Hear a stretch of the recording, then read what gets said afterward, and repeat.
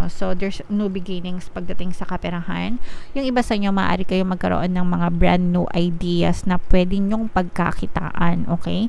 So, pwedeng negosyo ito, pwedeng sideline, side hustle, pwedeng online jobs, pwedeng kung ano-ano, ganyan. Whatever, pero maaari itong magdala sa inyo ng additional source of income, mga kapiksi. So, ano nyo to guys, i-explore.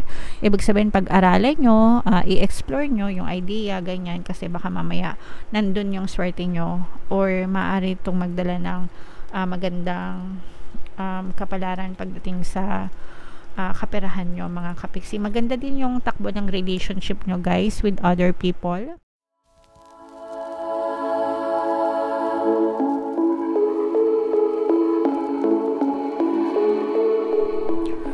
Hello guys, hello Leo, welcome back to Pinoy Pixie Tarot.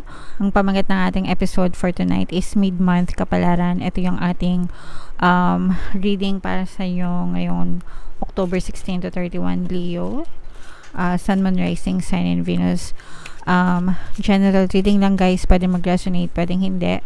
Combination ng positive and negative energy. So, dito sa deck na to guys, titingnan natin yung mga mensahe sa inyo ng inyong mga gabay. We have wisdom energy or wisdom message para sa inyo. We also have protection, wow, and another message para sa inyo mga kapiksi. We have erosion message for you guys. So, dito mga kapiksi, unang-una yung wisdom. Wisdom is acquired through accumulated experience sa buhay natin. So, ibig sabihin nito habang nag-grow old tayo, habang tumatanda tayo, habang nabubuhay tayo, natututo tayo ng mga lessons in life dun sa mga acquired experiences natin. So, take this as a lesson mga kapiksi, no? Kumaga para mag-mature tayo, matuto tayo, ma-develop tayo yung mga experiences natin, no matter how bad or no matter how good, palaging may mga kakambal na aral yan sa ating buhay mga kapiksi. So, yakapin natin, i-embrace natin yung mga aral na yun, dun tayo matututo. Yun yung magsisilbing gabay sa atin, yun yung magsisilbing reference natin sa future, and yung mga natutunan natin, pwede rin nating i-share sa ibang tao, di ba? Sa mga anak natin especially, para maiwasan nila yung mga pagkakamali, o kaya naman tayo yung magsilbing gabay nila in the future mga kapiksi. Alright?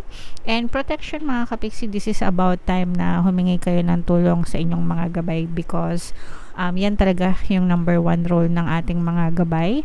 Bawat isa sa atin, pinanganak tayo na may mga gabay, and ang number one role nila is gabayan tayo at protektahan tayo mga kapiksi. So, very important na magdasal. Again, humingi ng gabay at protection para hindi tayo maligaw ng landas at para mailayo din tayo sa mga kapahamakan, mga kapiksi. And erosion, ibig sabihin nito guys, no, you have to watch out for your old beliefs and old patterns sa buhay nyo, especially yung mga destructive ones, kasi yung mga destructive ones, ibig sabihin mapanira, no? Yun yung mga negative beliefs nyo sa inyong buhay. Ang cause nyan, ang magiging cause nyan sa buhay nyo is erosion, which is, di ba pag sinabing erosion, landslide, so pag nag-landslide, di ba parang nasira, no? Pwedeng masira yung buhay mo, depende sa pattern of thoughts mo. And yung pattern of thoughts natin, dalawa lang naman yan guys. It's either positive or negative. Negative, ibig sabihin, mapanira. Positive, syempre, supporting our desires or maganda, diba? So, you have to watch out for your old beliefs, old patterns.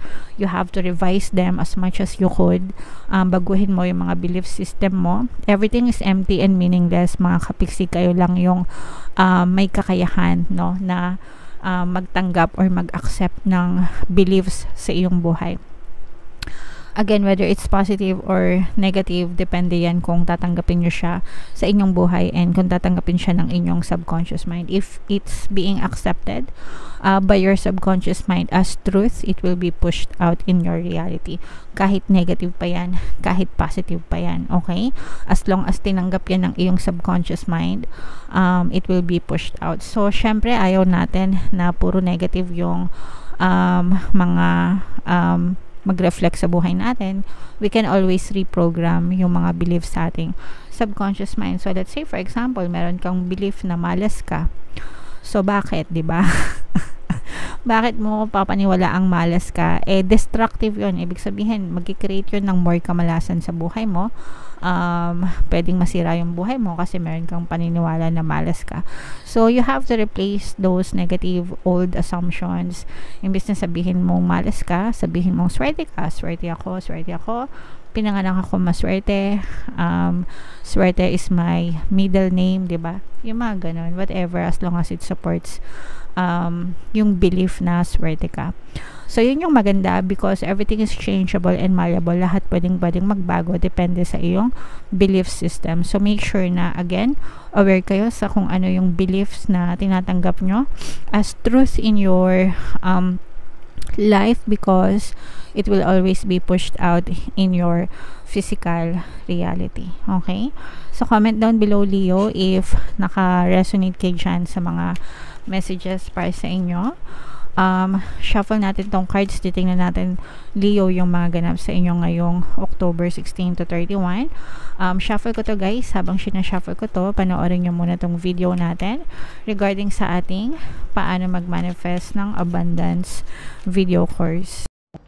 Kapiksi, sawa ka na ba sa mga struggles at hirap sa buhay mo?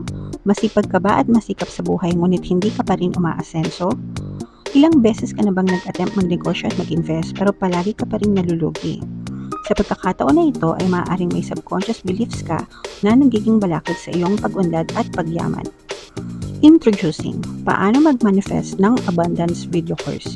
Dito ay matututunan mong ma-overcome ang mga balakid mo para tuluyan ka ng umunlad, umasenso, sumagana, maging matagumpay, successful at maswerte sa iyong kabuhayan, pera, trabaho, negosyo, salapi at kaperahan ng bonggang-bongga. Dali, mag-send na ng email sa pinoypixitaro@gmail.com at simulan na ang iyong pagyaman ngayon. Alright, so gusto mo bang yumaman, Kapiksi? Kung gusto mong yumaman, umunlad at umasenso ng bongga, mag-avail ka na ng course kasi sobrang ganda talaga niyan. And good news, no, kasi magbibigay ako ng 10% discount, guys, until October 31 sa lahat ng mag-avail ng course. So mag-avail na kayo habang mainit-init pa. Meron din tayo, guys, email coaching, manifest your desires using the law of attraction. If meron kayong mga specific na gusto nyong i-manifest, pwedeng love and relationship, guys, pwedeng money or career, pwede kayong magpabook ng email coaching session with me. Mag-send lang kayo, guys, ng email sa pinoypixitaro@gmail.com. So, Leo, guys, kayo ay na-represent ng Queen of Wands sa ating spread. Merong presence ng air sign, Aquarius, Gemini, Libra, at saka water sign, Cancer, Pisces, Scorpio. For some of you, maaring meron din kayong ganyan sa inyong mga natal chart, or for some of you, you may be dealing with those people na may ganun sa kanilang natal chart. Pero ito, guys, these are new beginnings para sa inyo. So, there's new beginnings pagdating sa kaperahan. Yung iba sa inyo, maaari kayo magkaroon ng mga brand new ideas na pwedeng yung pagkakitaan, okay? So, pwedeng negosyo ito, pwedeng sideline, side hustle, pwedeng online jobs, pwedeng kung ano-ano, ganyan. Whatever, pero maaari itong magdala sa inyo ng additional source of income, mga Kapiksi. So, ano nyo to, guys, i-explore. Ibig sabihin, pag-aralan nyo, i-explore nyo yung idea, ganyan, kasi baka mamaya nandun yung swerte nyo, or maaari itong magdala ng magandang kapalaran pagdating sa kaperahan nyo, mga Kapiksi. Maganda din yung takbo ng relationship nyo, guys, with other people. Ito hindi lang sa hindi abundance of love and happiness ito. Ibig sabihin, guys, punong-puno kayo ng pag-ibig, no? Punong-puno kayo ng kaligayahan, emotionally satisfied sa mga tao sa paligid nyo, whether sa romantic relationship or non-romantic relationship, pamilya, kaibigan, kamag-anak, mga kapitbahay, ganyan. Pero talagang mararamdaman mo yung init, yung warmth ng pagmamahal ng mga tao sa paligid mo, especially sa trabaho, guys, no? Kasi sa trabaho nakikita natin na parang you are being recognized, nare-recognize yung mga efforts nyo ng mga boss nyo, people, they want to work with you. Ibig sabihin, yung mga ka-team mo or yung mga nasa trabaho nyo, nasa workplace nyo, parang gustong-gusto nila na makatrabaho ka, or gusto nila na maging part ka ng team nila. For some of you, feeling ko nga parang pinag-aagawan kayo, no? Yung iba sa inyo, guys, parang maaari din kayo magkaroon ng some kind of recognition. Let's say, for example, parang awards, ganyan, employee of the month, yung mga ganon, or yung mga tipong may rewards, ganyan, may mga incentives, yeah.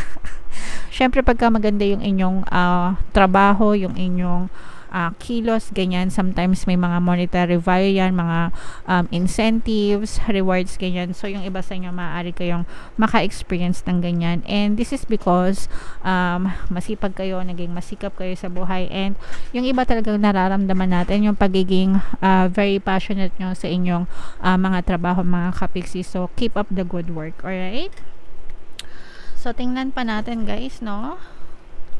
For some of you, pwedeng nasa ibang bansa kayo, guys, or nasa malayong lugar. Yung iba, feeling ko naho-homesick kayo if in case na nasa ibang bansa kayo. Meron tayong, pero maganda talaga, guys, yung kalagayan nyo sa kaperahan, mga kapiksi. Pero ang ganda talaga ng ano nyo, guys, parang ang daming tawag dito, parang ang daming tao sa paligid nyo. Meron tayong presence ng Earth sign, Capricorn, Taurus, Virgo, Fire sign, Aries, Leo, Sagittarius. So feeling ko, guys, parang napapaligiran kayo ng good people, no?